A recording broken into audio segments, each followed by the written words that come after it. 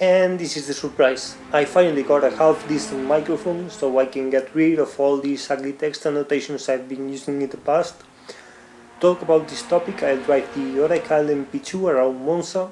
This track has many long braking zones, so it's perfect to show clearly what I mean by rapid-fire downshifting. This problem isn't really something exclusive with project cars. Many other racing games I've played in the past have the exact same issue. They don't punish poor downshifting enough.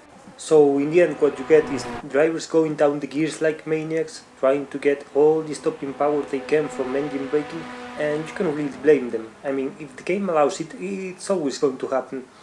Now, to show you what I mean exactly with rapid fire downshifting, I'm going to drive a lap. I will go on board with this car, and I'm not going to try to synchronize properly the downshifts. I'm just going to mash the paddle, and as you'll be able to see, not much will happen. Let's see.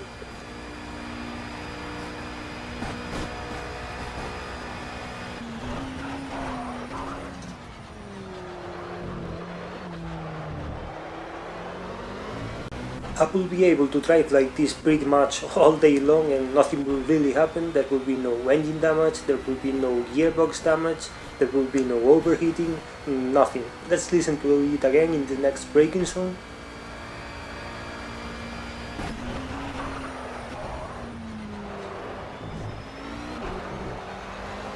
Another downside of this kind of driving will be constant rear lockups.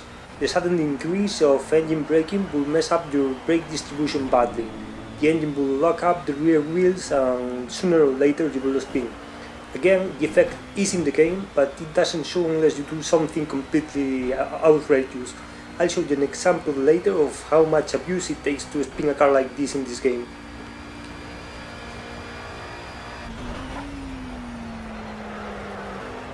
On top of the weird engine sound you get when you do this, there's another very good indication in the red lights you get in the car dash. If you get the full Christmas tree when you downshift, it means you're overdoing it. You'll see it here into Parabolica, pay attention to them.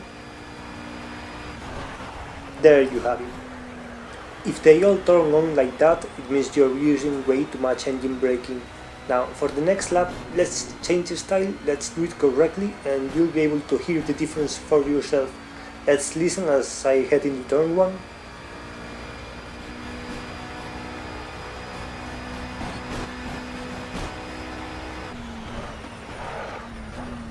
And that's how you do it. As you can see, the sound changes completely. Driving like this, your fuel consumption improves a lot, and the brake balance you select is actually applied. There's no extra rear bias coming from the engine, and if you were driving a real car you will get much better reliability. Let's listen again into this next braking zone. That's much better than before. As I mentioned before, the LED lights are helpful to see if you're timing the shifts correctly. You should aim to turn some of them on, but never all of them. And as you approach the end of the braking zones and you lose speed, you should really aim to not turn any of the lights on, because at low speeds the rear lockups are much more likely. There's no downforce on the car anymore, so watch out when you're shifting from third to second gear and from second to first gear if you need it.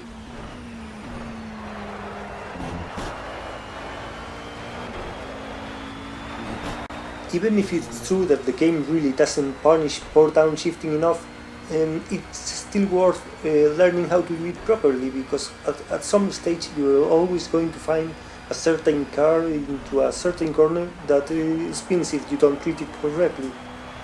Now what I'm going to do is to show you how much you have to abuse the engine braking of the car to be able to spin it in a straight line, and you'll be able to see it's completely ridiculous. Let's switch to that footage now. There we go into turns 3 and 4, and just listen for yourself how much bullshit I have to pull to be able to spin it.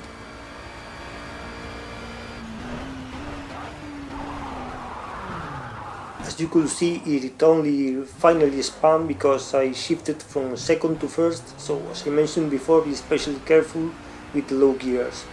Now, the worst that can happen if you push your luck a bit but don't do anything stupid is something like this. A small wobble from the rear end, but nothing that you really can't control. But poor downshifting doesn't always come from a player trying to exploit a weakness of the game.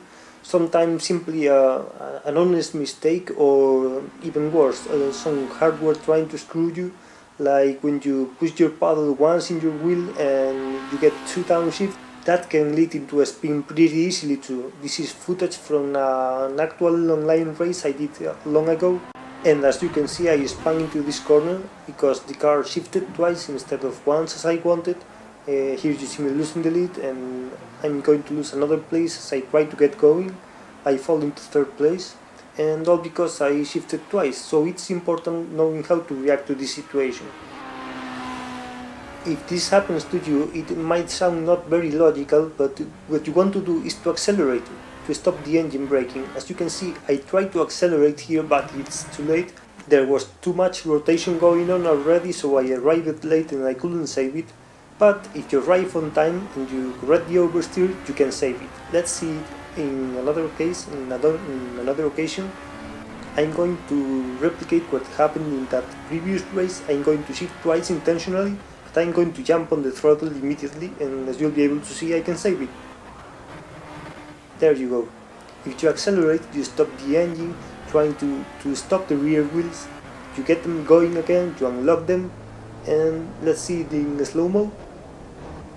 There you have it, that throttle use saved me from a spin. So it's important being ready for this kind of situation, and you can see here that the reaction time plays a big role. All that revving was useless because it arrived so late.